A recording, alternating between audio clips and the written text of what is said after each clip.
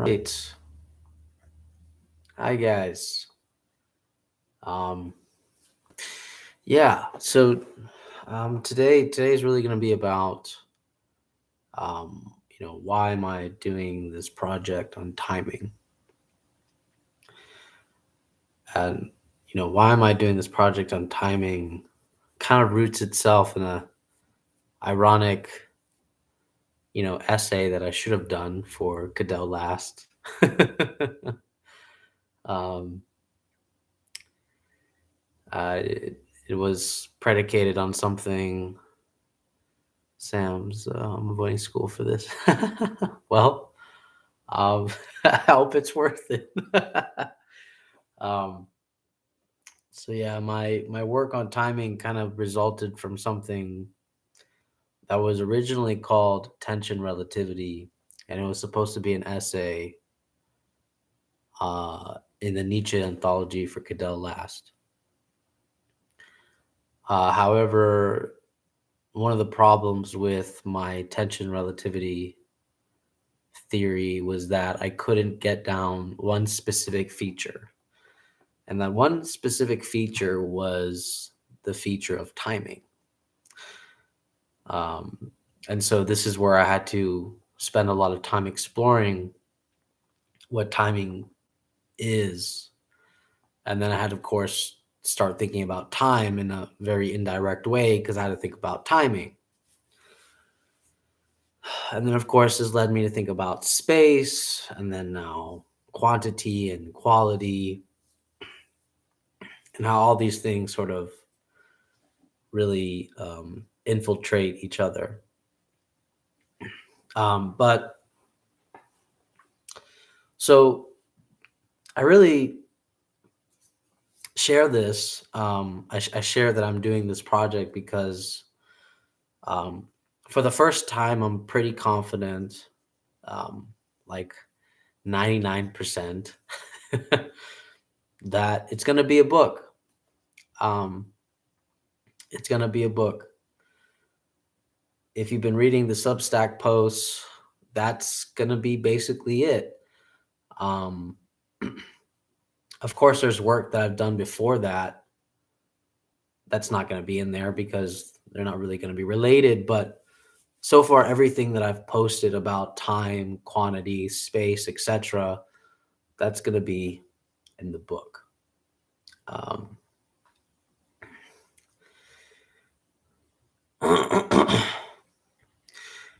the takes on time and space you posted on IG interested me a lot. I can't wait to see the first. Oh, thanks. Um, but I've been, I've been, so my two fundamental concepts that I've been working on is timing and passion. And it's not going to be very clear, and I'm not going to be very clear on purpose in my book, um, because I feel like a lot of the book, a lot of the book is really for myself, if that makes any sense. Um, a lot of the book is the way that I wish I could see the world. Um, it's the way I wish the world could see itself, if that makes any sense. And it becomes this urge to express the way I wish I could see the world and the way I wish the world could see itself. Um, so in that sense, a lot of my ideas are exactly that. And it doesn't concern me too much about whether these ideas are um, philosophically coherent or correct, and so on, which actually ironically has to do with, again, the two concepts that are going to be the main points of the book. One is passion, and the other is timing. So one of the main problems that I always puzzled me wasn't like being or anything like that. But what puzzled me was these moments where it doesn't make any sense. It doesn't make any sense why specific things or specific moments happen to people, when you have been, like, for example, I don't know if you, I'm pretty sure we've all had this experience where we've told a friend something, an advice, or we've suggested them to do something. And all of a sudden it takes them like 2 or 3 years to sort of actualize that advice or actualize that suggestion. And then they come to you and they're very happy, or they're very, giddy to share with you their change. And you're like, yeah, I've been telling you this for, years. You should have done this for years.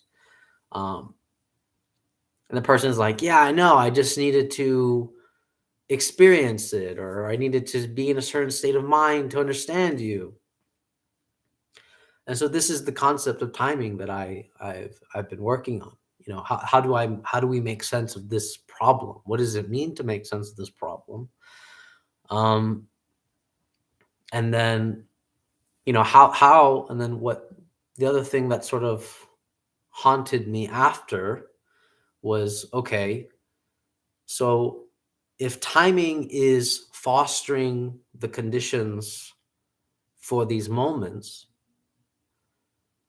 how do we foster these conditions for these moments?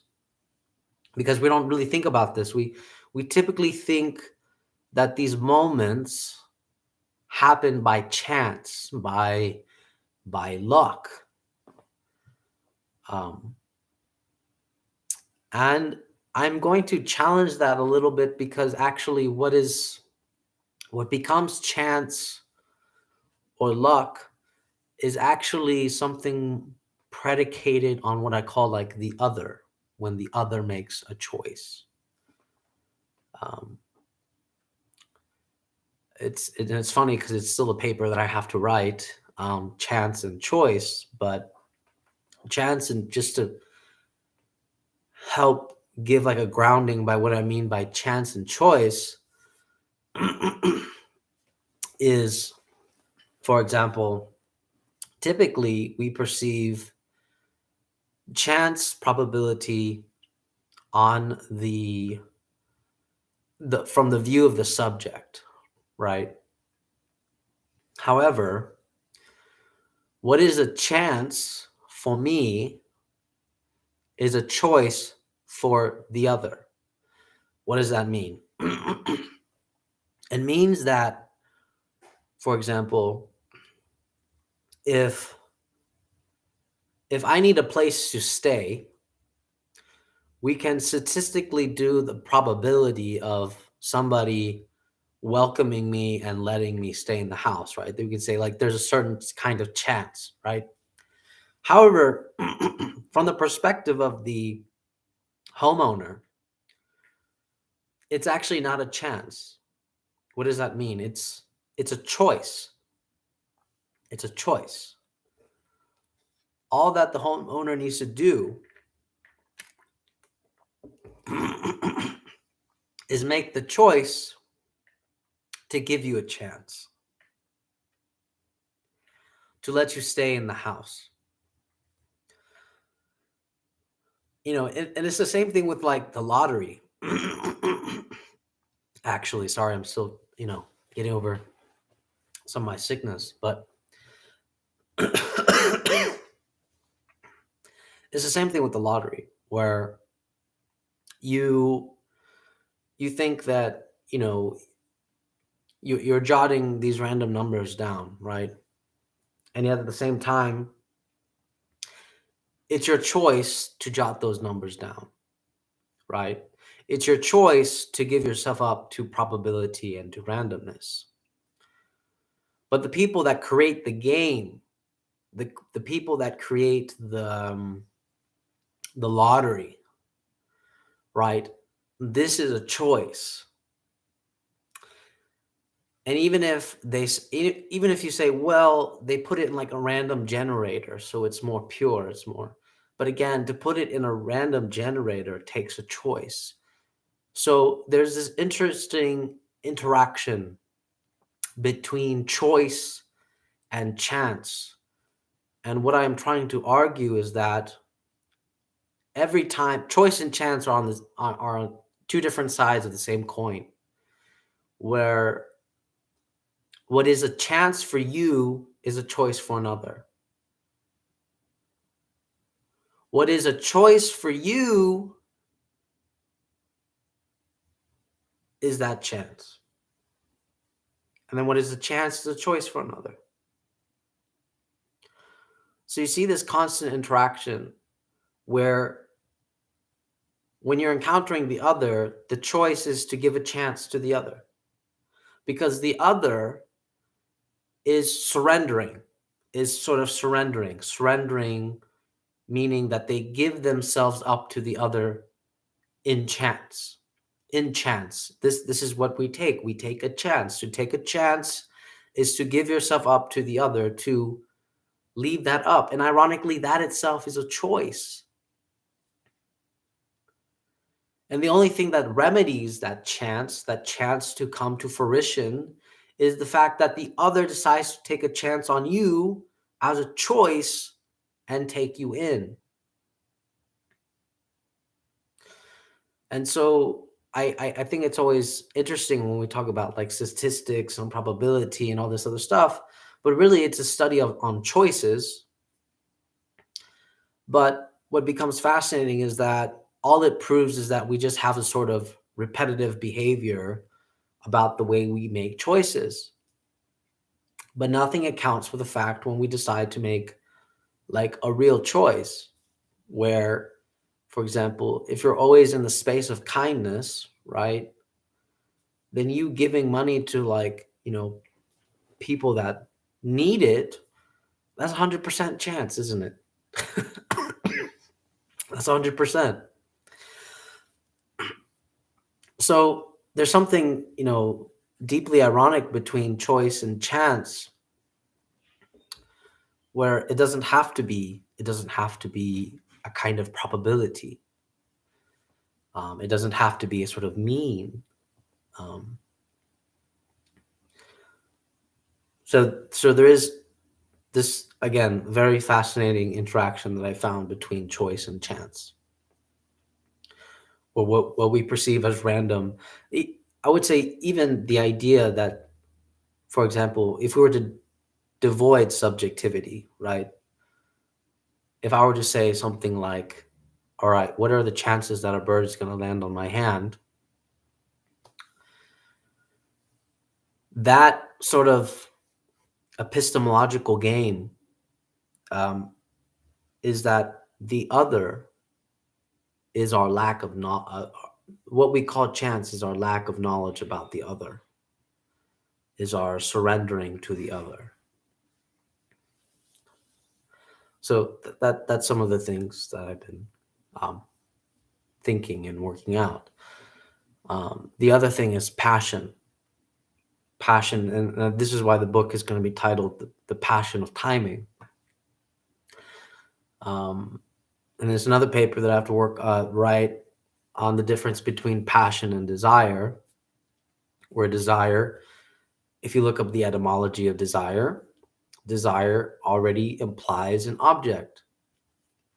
Passion, on the other hand, passion seems to indicate a sort of exaggeration, in excess. The more original etymology of the word, the way it was first used, has something deeply related to suffering, and something that we even correlate in the Christian realm, the passion of the Christ, right? Passion of Christ. Um, but what becomes fascinating about passion is that passion, and my argument about passion is that passion is such an excess that it sort of involves and ends up collapsing into desire, right? Because passion is such an excess that we don't know what to do with it. And so in that sense, we're like suffering because we're trying to make sense. But the thing is, the moment you make sense of passion, reason becomes that byproduct of passion. And the same thing with um, pain and pleasure, giving sense or reason to your pain and suffering. This is a byproduct of passion, where we're suffering and we're trying to make sense of this. But the moment you try to make sense of this, you start making dichotomies, you start cutting things up because you want to make sense of your pain. I believe it was Bukowski, ironically enough, that said, there is no reason for pain. Pain is without reason. And I've always thought that poets are better at grasping what we mean by passion, um, whereas desire wants to make sense of itself by giving itself an object to desire, right? An object to which it makes sense why it is suffering for, um, and all this other stuff. So, yeah, it's trying to make sense of all this. But uh, passion is something that I'm going to give probably a lot of ontological ground to, because I'm going to basically argue that passion is something that really is the core of the human being. Um, and and it's something that I've tried to escape. Like, I've tried to escape its like problem, but I couldn't. I couldn't. I couldn't escape passion as to why. For example, what drives a philosopher to ask about being, right? Why is his concern about being? Or maybe for the Buddhist, why is the concern about non-being? Why is there such a drive to ask these questions? Why is there such a drive to make sense of things, to put things in a type of manner? Why do we need to know the nature of a thing?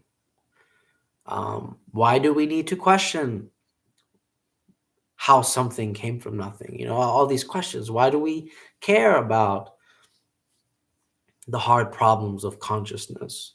Why do we get upset when, people sort of argue against us?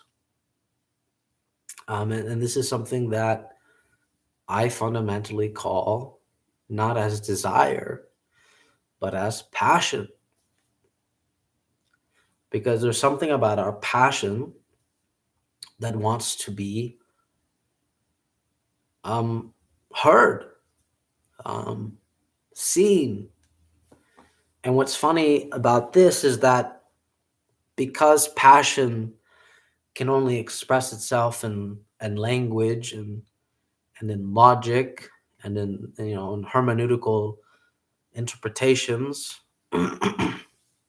that a lot of the things that we say or do is basically like a red herring, because it's the way that we want to understand, the way that we want to express our passion. It's that very Saint Augustinian quote about, and I think this is a perfect example of passion, in my opinion. When Saint Augustine asks, "What do I love when I say that I love God?" This is that acknowledgement of like passion and its sort of inability to capture it, not in the sense of it being like a sort of Kantian noumena, but more like it's such an excess that even when we express it, it's not ever it. There is a sense of like apophatics in this arena that I am pointing at here. Um, but yeah, and I feel like passion is why I'm writing the book in the first place, you know? Um, so I feel like that's the one of the haunting features. Let me see. Read a couple of comments here. Sam says, it's like timing is always there, only invisible until particular knowing or intuition emerges. That's my running thought. Yeah, yeah, typically, yeah, typically. Typically, that's how it is kind of perceived. Um, it's kind of like when people say, "Oh, wow, it's a miracle that someone found my wallet," or something like that. As if it was like the perfect timing, right? Before it got lost for sure, right? Before it got stolen or something of that nature. Um, and yet, ironically, something needed to foster that condition. Someone needed to make a choice um, in this case. What else? Yes, everyone is sick. Absolutely. Um, woo de woo. I'm not sure if Trey recommended you this book already, but if you should check it out, Eternity and Time by Friar. Is that Father Dimitru Stenley? When you get the chance, it could aid you in your current venture potentially. Yeah, I think. I mean, I think Trey has recommended me some books. Um, I don't think it was that one specifically, but there is. Yeah. um, yeah, I think unfortunately right now, I mean, I don't know. I think that's the thing. Like, I don't know how much I want to. I mean, I've been reading. Ironically, I've been reading literature, not too much philosophy, um, which has actually been helping me on my work on timing. Um, but yeah, I don't know. I mean, I guess the question of the project is always something of like how long and how far do I want to go into this, right? It's always this interesting question about like because I feel like this project I could go indefinitely into it forever.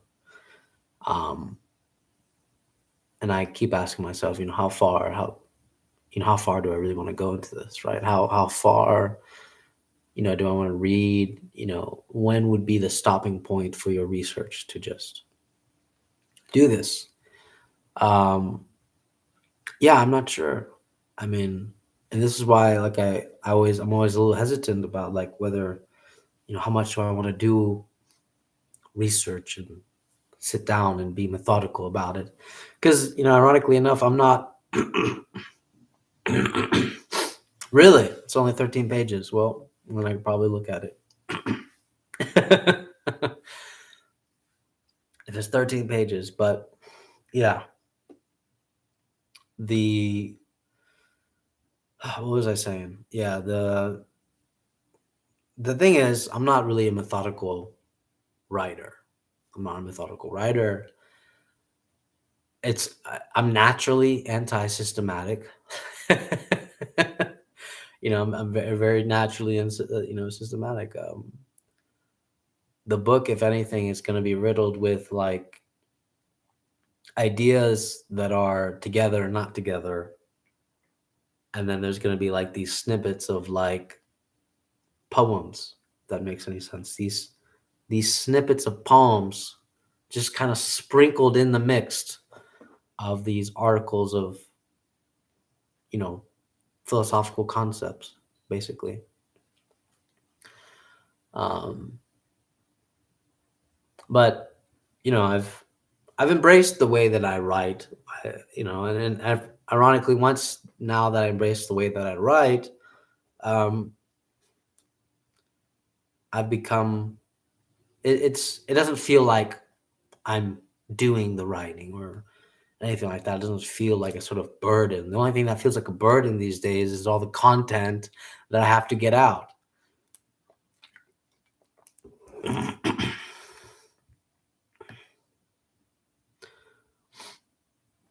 Let me see what else. I liked your whole take on the indivisible mutuality between choice and chance. Yeah. Yeah, choice and chance is definitely going to be a very important concept um, in my thinking for sure.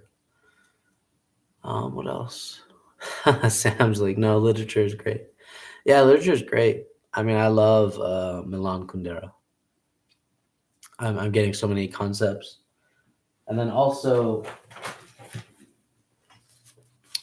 I don't know if you guys read this book before. I've been reading a little bit of it. It's called The Passion, according to GH by Clarice Lispector.